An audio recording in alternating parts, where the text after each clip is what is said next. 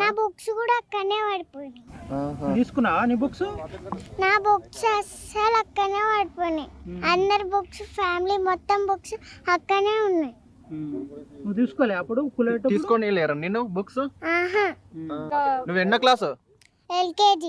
పెట్టినప్పుడు ఇక్కడ ఉన్నారా మీరు? ఇక్కడనే ఉన్నాం. బుక్స్ తీసుకుంటాం, మాకు కావాల్సిన బుక్స్ అన్న తీసుకుంటాం అంటే పోలీసు వాళ్ళు అందరు ఉండి చేయి పట్టుకొని ఇంకా అసలు బుక్స్ కూడా తీయనియట్లేరు. మాకు అందరు పట్టుకున్నారు, ఇంకా బుక్స్ అన్న తెచ్చుకుంటాం. మాకు బ్యాగ్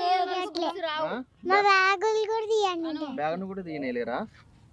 ఈరోజు మాకు ఎగ్జామ్స్ కూడా ఉన్నాయి.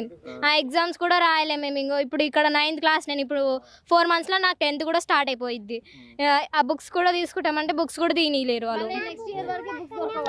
బుక్స్ కూడా ఇంకా అయిపోయినాయి. స్కూల్కి వెళ్తున్నాను. నేను 8th class Newton international high school Vivinagar. Books తీసుకుంటామంటే విధంగా గ్యాప్ ఇవ్వకుండా మమ్మల్ని పోలీసు వాళ్ళు పట్టుకొని గుంజేసి మా బుక్స్ అన్ని బయట తీయకుండా, ఇంకోటి మమ్మల్ని కూడా తీసుకొని ఇవ్వకుండా, చిన్న గ్యాప్ కూడా ఇవ్వకుండా మొత్తం కూల్చేసి మా బుక్స్ అన్నీ ఇంకో రోడ్లో పాలైనాయి.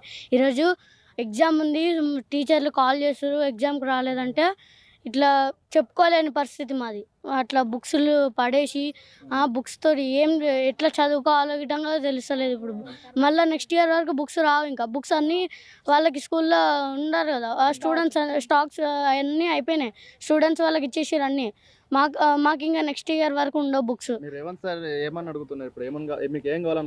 మాకు మా కూలగొట్టిన ప్రాపర్టీ అంతా తిరిగి ఇవ్వాలి. మాకు మా బుక్స్, మా ఇల్లు, మా అన్నీ తిరిగి ఇవ్వాలి. ఏవేవైతే ధ్వంసం చేసిరో మాకు న్యాయం చేయాలి.